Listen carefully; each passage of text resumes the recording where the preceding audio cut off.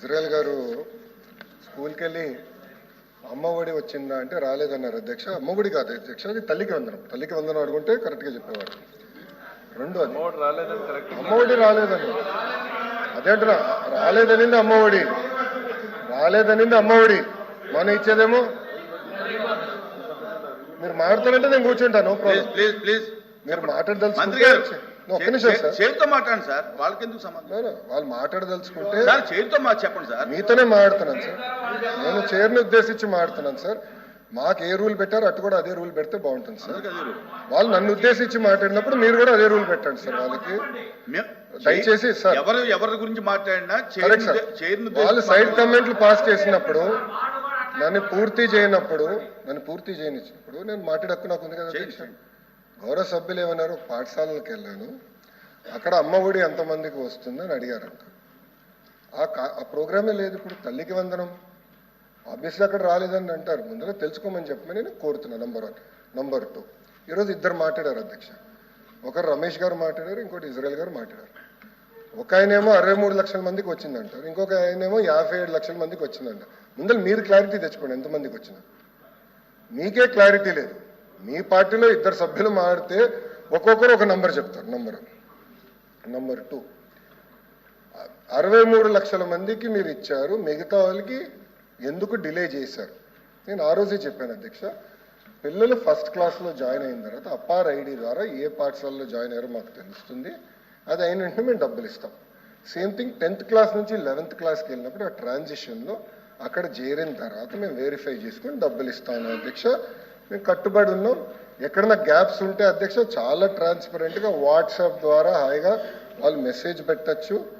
ఒకవేళ రాకపోతే ఏ కారణాల వల్ల వాళ్ళకి రాలేదో కూడా చెప్తా అధ్యక్ష. అక్కడ రిడ్రెసల్ మెకానిజం కూడా వాళ్ళ ఇంట్లో కూర్చుని ఎక్కడికి వెళ్ళాల్సిన అవసరం వాట్సాప్ ద్వారానే కమ్యూనికేట్ చేసుకోవచ్చు అధ్యక్ష. మన మిత్రాన్ని కూడా మేము పెట్టాం. 2, ఇజ్రాయెల్ గారు మాడుతూ 300 యూనిట్లు కరెంటు యాప్కాస్ లో పనిచేసిన వారికి, అట్లా భూమి ఉన్న వారికి మీరు ఇవ్వట్లేదు అన్నారు. ఎవరు పెట్టారు అధ్యక్ష ఈ రూల్స్ అని? మీరే పెట్టారు. ఎవరు పెట్టారు ఈ రూల్స్? సార్ రూల్స్ పెట్టింది ఎవరు సార్? మీరే పెట్టారు. పులివెందుల ఎమ్మెల్యే జగన్మోహన్ రెడ్డి గారు పెట్టారు ఈ రూల్స్. ఆయన రూల్స్ పెట్టారు. You're following it. కాదని చెప్పండి. మీరు మళ్ళీ ఇప్పుడు మాట వేస్తారు సార్. ఇదే సార్ ప్రశ్న వేయించుకుని ఇరుక్కుంటా ఉంటే ఇదే అంటారు. ఇప్పుడు నేను సూటిగా వాళ్ళకి సమాధానం చెప్తున్నా. 300 యూనిట్లు పెట్టింది ఎవరు? మీరు. ఆప్కోస్ కి రాకుండా చేసింది ఎవరు? మీరు. భూమి ఇంత ఉంటే ఇవ్వకూడదని రూల్ పెట్టింది ఎవరు? మీరు. తిప్పి మమ్మల్ని అడుగుతారు. చాలా వింతమంది అధ్యక్ష. రూల్స్ మీరు పెడతారు, గైడ్ లైన్స్ మీరు ఫ్రేమ్ చేస్తారు. కనీసం అంత లేకపోతే ఎల్ఓపి గారు వెళ్ళండి, పాఠాలు చెప్పించుకోండి. ఎల్ఓపి గారు మంత్రిగా ఉన్నప్పుడు చాలా క్లియర్ గా వచ్చింది అధ్యక్ష. రెండోది అధ్యక్ష, గవర్నమెంట్ ఆఫ్ ఇండియా ఎంతమంది పిల్లలు చదువుతున్నారనే కానీ నంబర్స్ చెప్పారు అధ్యక్ష. ప్రాసెస్ ఫాలో అయ్యాం. అర్హులందరికీ మేము ఇస్తున్నాం, దాంట్లో ఎలాంటి డౌట్ లేదు.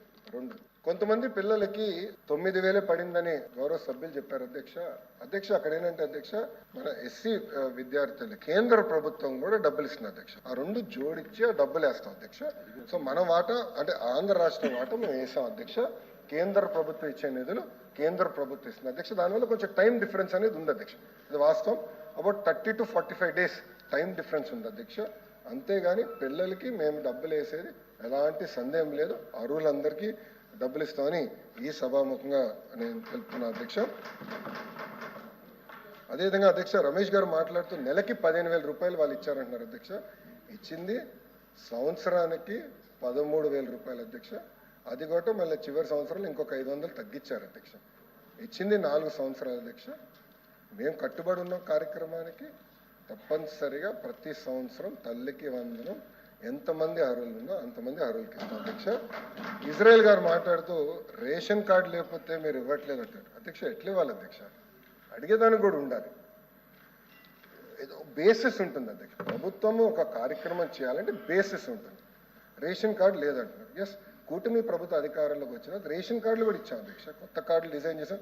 ఏ రాజకీయ నాయకుడు ఫోటో కూడా లేదు అధ్యక్ష. ఆ రేషన్ కార్డులో డిజిటల్ స్మార్ట్ కార్డు ఇచ్చాం.